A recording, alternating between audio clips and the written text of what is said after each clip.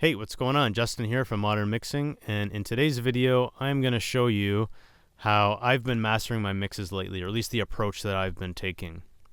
Now, I tried to make this video as short as I possibly could, but the fact is that there's just too much information. I couldn't do it, and for those people who don't like to watch long videos, I apologize, but if you do have the patience to stick around, I promise you'll get a lot out of this video. And at the very least, it should be inspiring and it should make you want to go and try some things.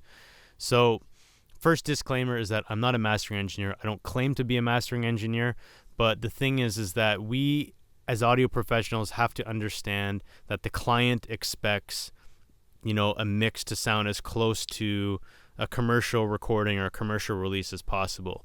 So as far as the mastering process itself, for me, the goal is not perfection.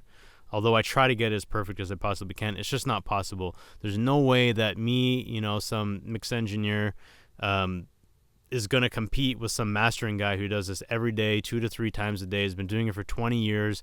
His room is tuned to perfection. He's got all the gear in the world.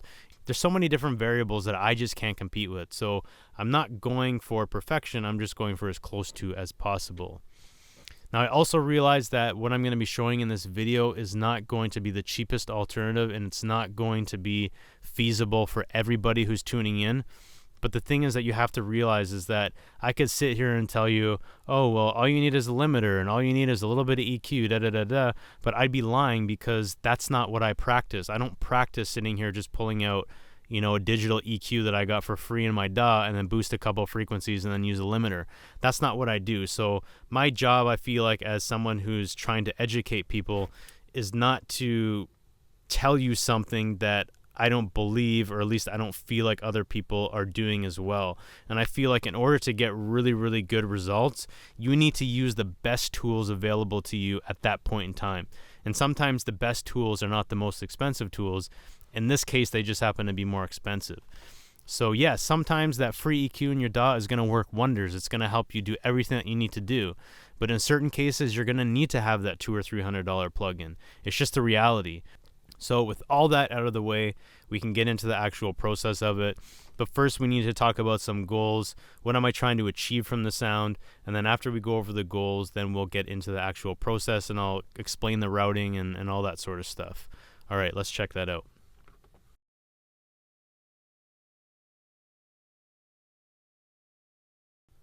Okay, so let's talk about some of the goals, or at least some points that you should probably keep in mind as you watch the video to try to understand what I was trying to accomplish by doing the master to the mix.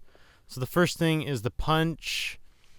So what I want to do is, just by design, the way that it works is the more that you limit a mix, the more that you're going to be removing the punch from the record, because you're essentially taking away that transient, and that's where all the punch is. So I need to try to come up with some other creative ways or some other ideas to bring back some of that punch, or to actually enhance the punch from the mix, or at least the perceived punch. So the punch that the listener hears, although I'm restricting the dynamics, I'm still giving them that sense that, that kick or that snare, even the vocal, is still very live and punchy. So that's one thing you have to keep in mind with this. The next thing is the clarity. So I'm trying to enhance the record for what it is right now. And I mean, it sounds pretty good. The mix is pretty good, but I want to make it even more clear. So I want to try to get rid of any frequencies that I think might be adding some, muddy or boxy tones to the record. But I also want to enhance some of those mid-range frequencies to bring out the vocal, to bring out some of the important elements of the mix, or at least I feel are important, which is like, the vocal, some of the drum elements, things like that. And the next thing is color. So at some point, I'm trying to add some color to the master, because I would say I'm about 50-50, where I'll add 50% color during the mixing, and then I like to add another 50% during the mastering.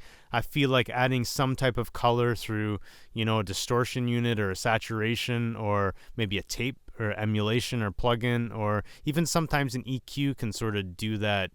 I don't want to call it smearing, but it adds this texture over the record that sort of puts everything together, glues it together. So if you're the type of engineer that likes to add a ton of color during your mix, then you might want to be a little bit more conservative on your master. But just keep that in mind. That's why I'm adding color, because I don't do too much of it during the mixing stage. And then the last thing is loudness. So of course a modern day record wouldn't sound like a modern day record without some type of loudness to it. So some peak limiting, some type of, digital limiting, anything to get rid of those peaks and then bring up the overall volume through maximization. And that's exactly what I did in this record. And I kind of went through two stages. I went through an analog peak limiting sort of stage through, analog clipping and adding some saturation and distortion. And I also did some limiting in the digital world, which I'll show you as well. So again, I'm trying to do all four of these things. I'm trying to retain the punch, the clarity, add some color, and also bring up the loudness. But I'm trying to do all of that while doing the least amount of damage as I possibly can. So anyways, these are my goals. Take it for what you will. But let's go on to the signal path and the signal stage. I need to explain that to you because I'm going to be going out through the MyTech converters into the APIs, and I want to explain all that stuff to you. So let's do that now.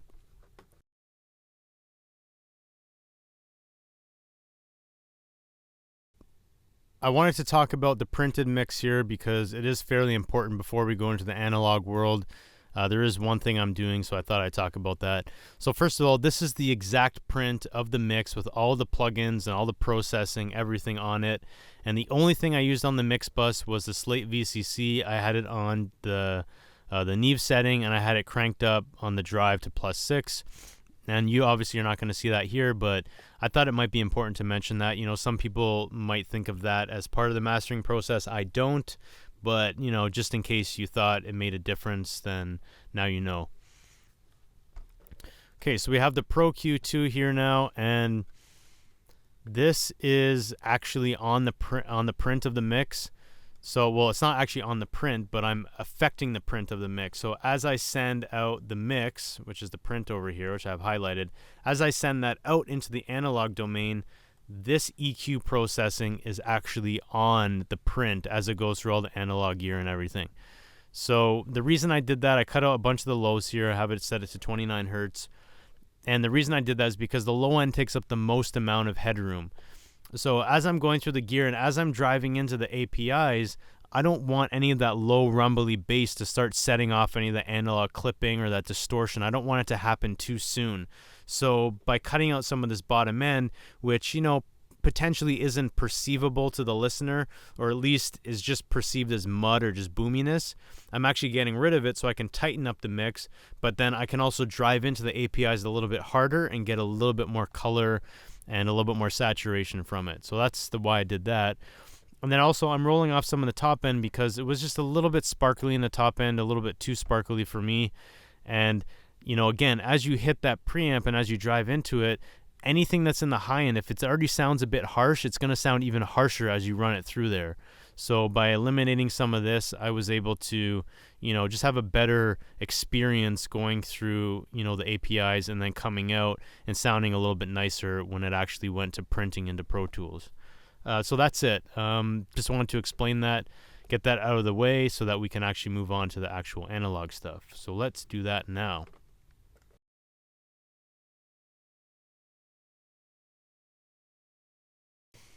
Okay, so now we need to get into the analog routing before we even get back into the computer or into the DAW.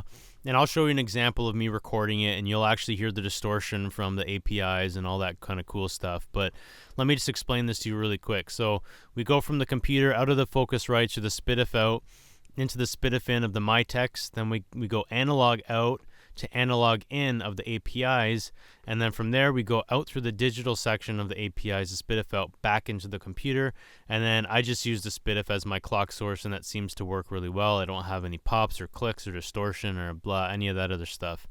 So with the APIs and the MyTex, as far as the volume controls, I keep the API volume controls in the analog section to the minimum, so all the way to the left. And then the MyTex, I just use the output knob, which you can see over here, and draw a circle around it. Let's do this. So that's the knob that you turn to sort of crank up the volume, and I use that to sort of drive the actual APIs as opposed to turning the API knobs up. And the only reason is because I find that the MyTechs are quieter than the APIs, and the APIs are really super quiet preamps, but the MyTechs are just even that much more quiet. So I don't want to be bringing in any unnecessary noise into the mix, at least as much as I can control it. So that helps me by using the volume knob on the MyTechs. And again, spit it out into the computer and everything is well. So let's bring up a close-up of the APIs just to sort of explain this a little bit better. So we have two sections here. We have the analog section on the left, and then we have the digital section on the right. So what that allows me to do is I can actually drive these analog sections, and I can drive it into distortion, so much in distortion that you actually have these two, 24 and 27, these peak lights, you see them start to light up red on both sides, the left and right channel, channel A and channel B. And that's sort of what I'm going for. I'm trying to drive them as much into the red as I possibly can, but without actually getting any noticeable audible distortion. So what I will get though is I'll get some noticeable color, I'll get some noticeable grit, I'll get all of these things that I get from the op amps inside of the APIs, but I'm trying to limit as much of the distortion as I possibly can. So as you keep pushing, obviously you're going to get more distortion, but you want to find that balance where you push it and it's not distorting, but it still gives you that color that you want. And then from there, it goes out of there, out of the analog section. I don't know why that keeps doing that. Let's make that bigger. So it'll go out of the analog section, the signal, into this digital section. And what's cool about this digital section is that I can clip this analog section to the high heavens, and then what I can do is I can compensate for that in the digital, because this is what you're sending into the computer. So if you want to destroy the sound and completely obliterate it in the analog domain, that's great. You can get as much color and grit as you want, but then with the digital, all you have to do is just turn these knobs back to the left, counterclockwise, and then what that's going to do is it's going to remove the signal out of this peaking area here. So then you'll get it into a more conservative area like -18, -16, and then that'll be recorded into your DAW. And that's ideally what I'm going for. I'm going for a hot signal over here in the analog world, but I'm going for a clean as I possibly can in the digital world. So I'm going to throw up a video and you'll see really quickly sort of how that works. You'll see me drive you won't see me push the MyTechs, but you'll see the APIs start to drive into the reds, and then you'll see the digital section also start to hit the reds. And then what I do is I come in, I compensate for that, I turn down the digital signal, and then the analog section should still be slamming in the reds, but the digital section now should be conservatively in the greens, maybe in the yellows, but that's fine. As long as you're not peaking, as long as you're not hitting zero, then you're not going to be getting any digital clipping, which is ideally what you want. But I want that analog clipping. I want some of the analog distortion to be added to the sound. Again, minimally, so that you don't notice it. But that's it for the explanation and for the routing. So let's go back into the DAW.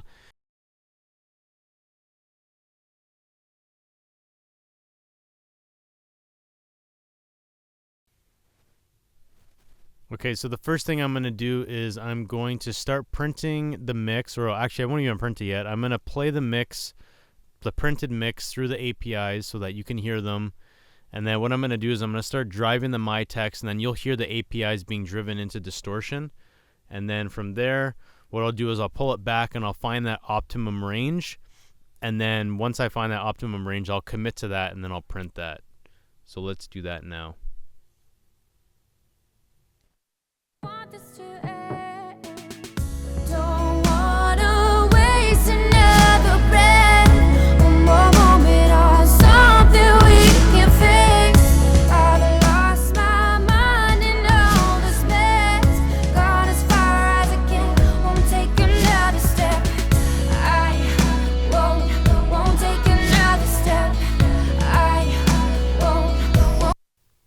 Okay, so you should have been able to hear that. As I was pushing it harder and harder into distortion, you could hear it getting crunchy and gritty. And then I started pulling it back a little bit. That way I was trying to find that optimal range of where I felt like I was getting the tone from the APIs, but I wasn't getting any of that, distortion. And remember, keep in mind, all this clipping and distortion and all this flavor is coming from the analog section of the APIs, but the digital section is going in not clipping, so it's not clipping at 0. I'm getting it in about -9 to -6 dBs, so we're going to be recording to tape at a really good level.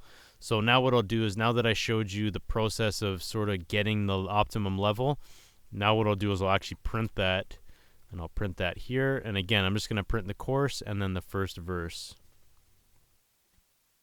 Want this to end, don't wanna waste another breath, one more moment on something we can fix. I've lost my mind in all this mess, gone as far as I can, won't take another step. I won't take another step. I won't take another step. We will be okay. You told me whatever happened, we will never say. Okay, you get the idea. I don't have to record the whole thing, but that's essentially it. So I found my optimal level. I liked where it sat, and then I just printed it, and you can see here the peaks now compared to the first version. They've been tamed a little bit. You can see they're a little bit smoother at the top here, and they're a little bit more peaky over here. So we're getting rid of some of those peaks. We're adding a little bit distortion, and the APIs are also adding a little bit of grit and something special to that mid-range. Okay, so we have the mastered version here. I'll just hide this printed version that I just did right there.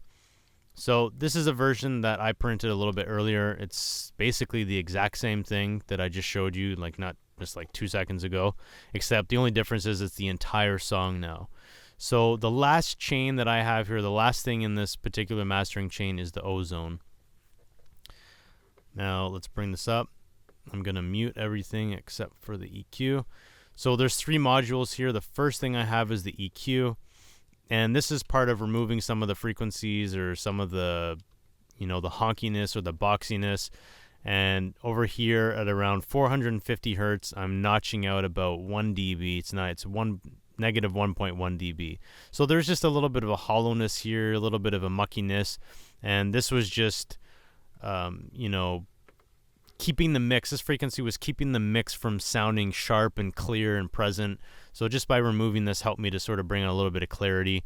I also did a little bit of bump here around 1200 hertz and about 1.9 kilohertz. So 2 dBs and 3 dBs, bumping up a little bit just to bring out a little bit more clarity and edge. This helped the vocals to cut through the mix a little bit better. And again, I'm talking 1 dB here, 0.2 and 0.3 dB, so there's not a lot, but this EQ from Isotope and the Isotope 6 is really nice. I don't want to say it's transparent, but it's also not, it's not very colored either, so it just has the right mixture to allow you to sort of finish off that mix in a nice, elegant way. So let me turn this off, I'll bypass it, and then I will unbypass it, and you'll hear the difference. Don't wanna waste another breath, one more moment on something we can fix. I've lost my mind in all this mess, gone as far as I can, won't take another step. So again, since I'm not doing a ton to this, you shouldn't hear a major difference in the tonal balance of the record, but you should hear it starts to clean up a little bit. Some of that, like I said, that lower tones around 450 hertz, it sort of gets out of the way a little bit. The vocals become a little more clear. Some of the instruments, tend to open up a bit. The mix tends to open up a little bit, so that helped a lot, I felt. The next is the imager, and I'm doing a couple things here. We got the low band here, and this is set to about 150 hertz. And what this is doing by me pulling this down into the negatives, this is essentially turning that low band and making it more mono. So I'm not going all the way, it's not 100%, but you can see up here, you see the 2 circles up here, that basically just means more stereo. You can see stereo width, and then over here at the bottom is 1, so that means it's just more mono. So by pulling it down to the bottom, I'm essentially collapsing those bottom frequencies into the center channel a little bit. And, that just helps to clear things up a little bit. You'll hear when I do the A-B, some of the harmonies on the side and some of the instruments that maybe made the sides of the speaker sound a little bit woolly. They tend to clear up and just sound a little bit more present, a little bit sharper. Then I also pulled up the frequencies around the mid-range and the top end around 10 to 20K, bumping those up a little bit, 2.5 and 15.2. And again, that just helped to open up the top end just to make it feel like the mix is wider and deeper and more open.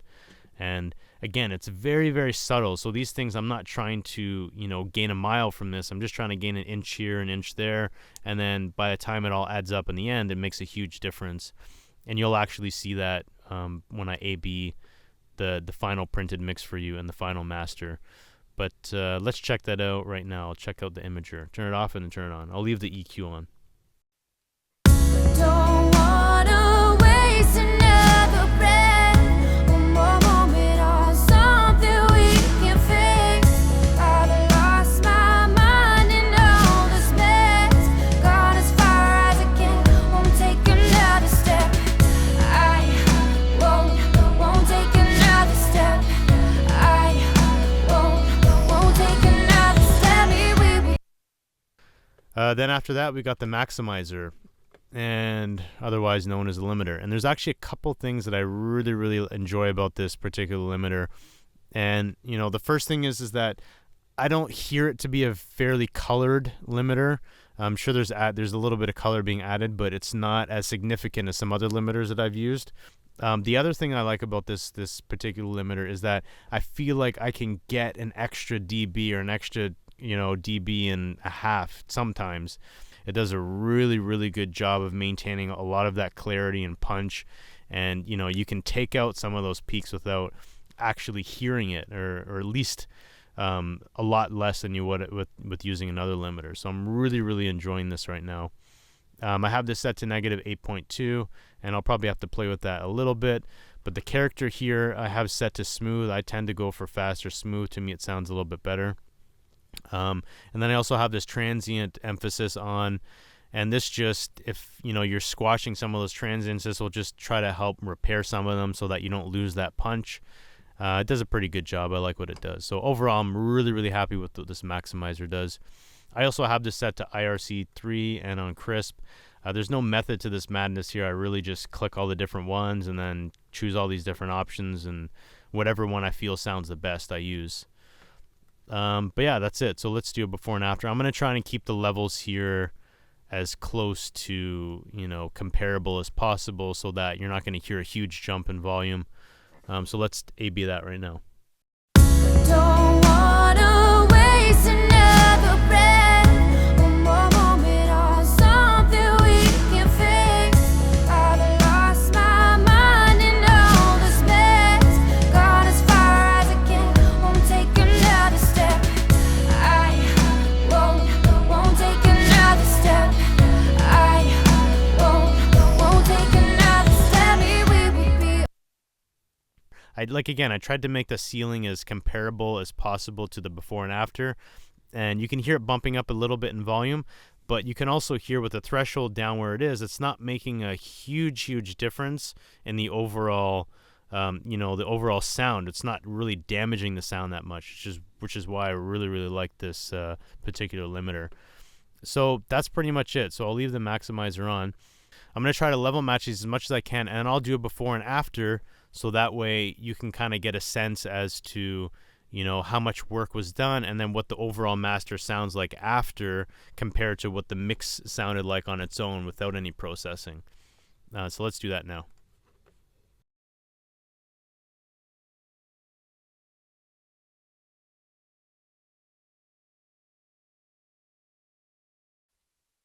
Don't wanna waste another breath, one more moment on something we can fix. I've lost my mind in all this mess, gone as far as I can, won't take another step. I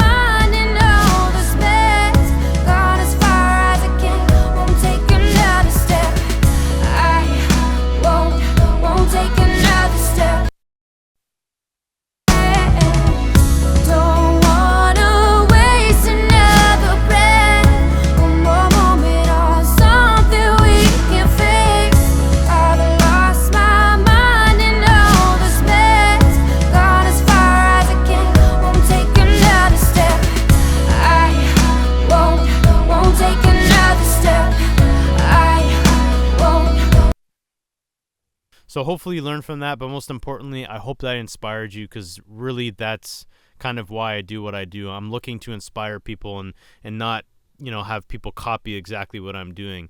Because again, mixing is an art, so is mastering. All these different things are an art form. And the more that you can experiment and try things on your own and come up with your own ways of doing things, then the better you're going to be as a mixer and the more that you're going to stand out. So that's it. Hopefully you enjoyed that, and I will see you on the next video.